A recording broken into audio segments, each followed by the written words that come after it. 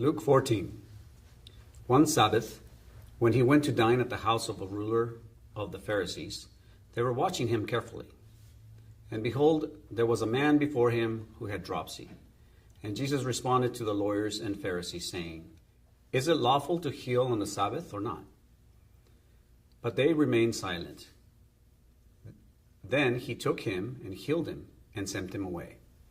And he said to them, Which of you, having a son or an ox that had fallen into a well on the Sabbath day, will not immediately pull him out?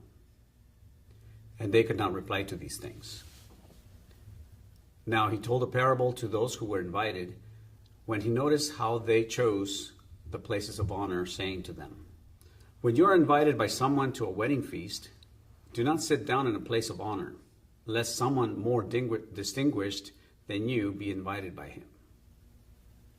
And he who invited you both will come and say to you, Give your place to this person. And then you will begin with shame to take the lowest place. But when you are invited, go and sit in the lowest place, so that when your host comes, he may say to you, Friend, move up higher. Then you will be honored in the presence of all who sit at the table with you. For everyone who exalts himself will be humbled, and he who humbles himself will be exalted.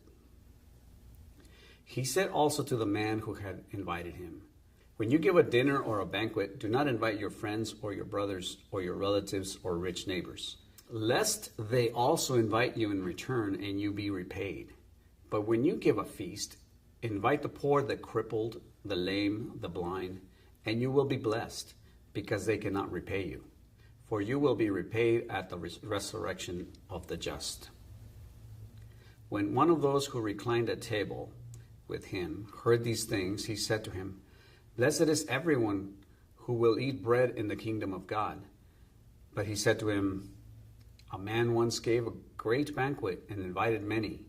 And at that time, for that banquet, he sent his servant to say to those who had been invited, Come, for everything is now ready. But they all alike began to make excuses. They first said to him, I have bought a field and I must go out and see it. Please have me excused. And another one said, I have bought 5 yoke of oxen and I go to examine them. Please have me excused. And another said, I have married a wife, and therefore I cannot come. So the servant came and reported these things to his master. Then the master of the house became angry, and said to his servant, Go out quickly to the streets and lanes of the city, and bring in the poor, and the crippled, and the blind, and the lame. And the servant said, Sir, what you have commanded has been done, and still there is room.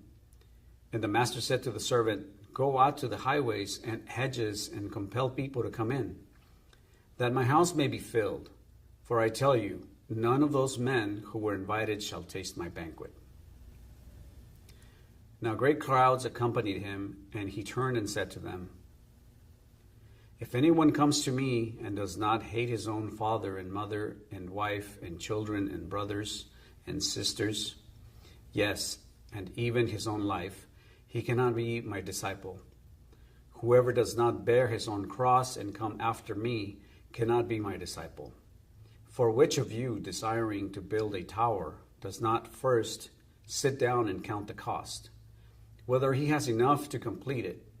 Otherwise, when he has laid a foundation and is not able to finish, all who see it begin to mock him, saying, This man began to build and was not able to finish.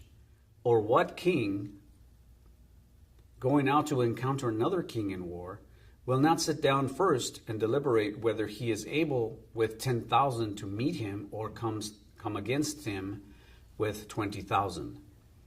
And if not, while the other is yet a great way off, he sends a delegation and asks for terms of peace. So therefore, any one of you who does not renounce all that he has cannot be my disciple. Salt is good, but if salt has lost its taste, how shall its saltiness be restored? It is of no use either for the soil or for the manure pile.